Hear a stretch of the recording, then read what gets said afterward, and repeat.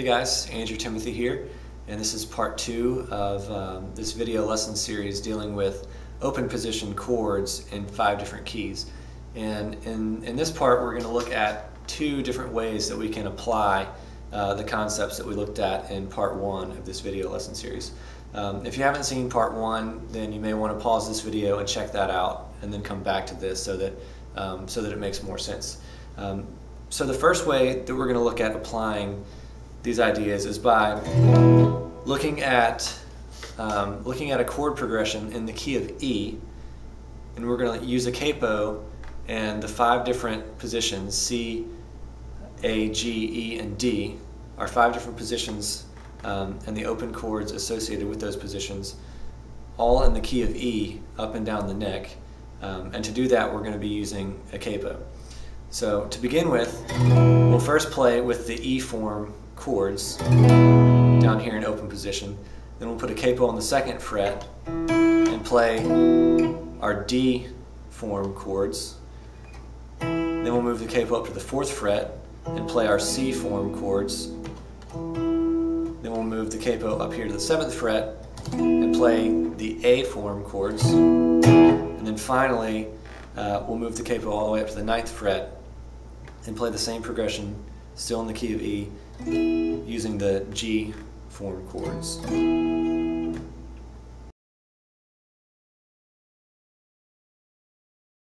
Okay, so the progression that we're going to be working with in both of these examples, we're in the key of E, and the progression is going to be 1, 6, 1 over 3, 4, 2, 5.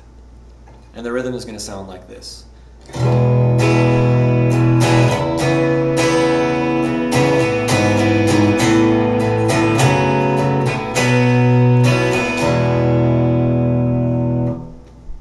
So in the key of, we're in the key of E, and down here in open position we're using the E form chords. So we have 1, 6, 1 over 3, 4, 2, 5.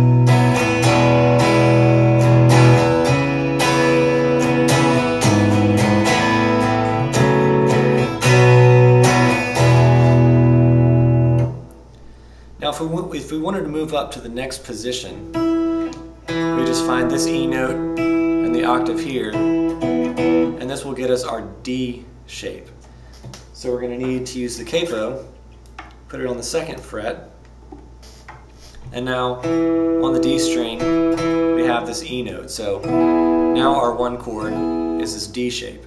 So again, the same progression: 1, 6, 1 over 3, 4, 2, 5.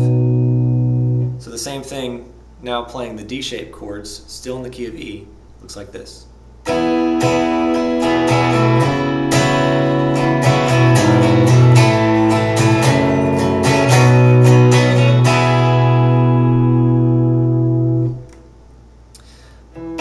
So the next position that we can play in,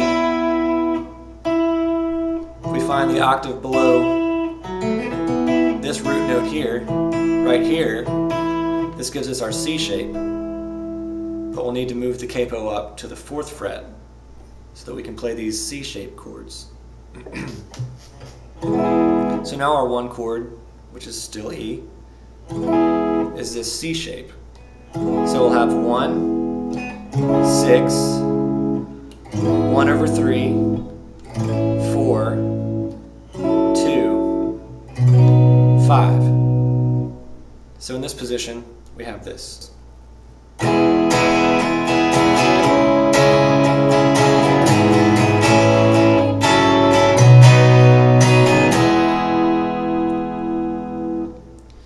Now the next position that we can play in, if we just move this octave up here, it gets us our A shape. So we'll have to move the capo up here to the 7th fret.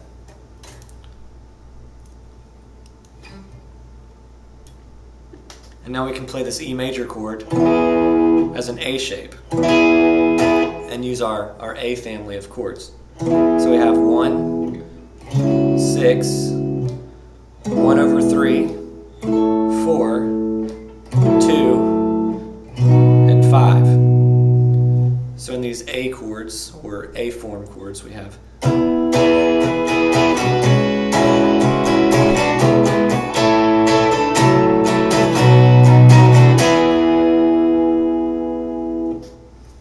now the last position that we have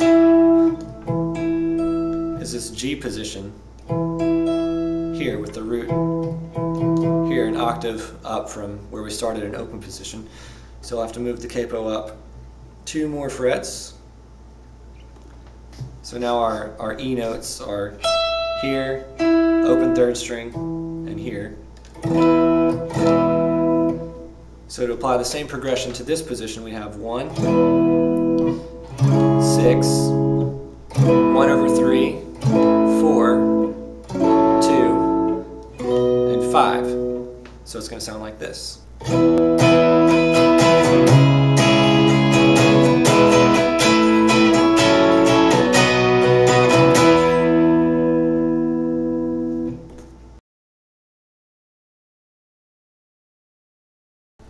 The second application of these concepts that I want to look at is in the case of modulation.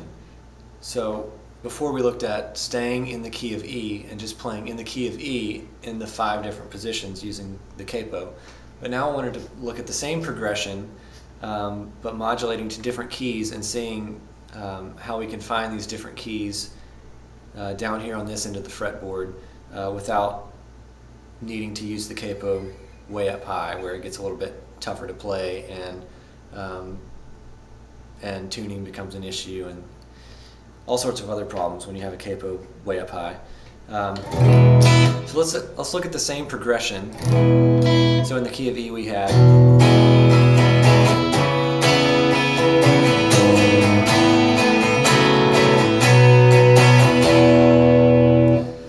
so let's say for some odd reason the singer wanted to instead of playing the song in E, wanted to go to B flat. Okay, well if you wanted to keep playing in the E form, you'd have to come way up here to the 6th fret to find that B flat, put a capo on the 6th fret and play in the E form. It would be much more practical to just put the capo here on the 1st fret and play in the A family of chords.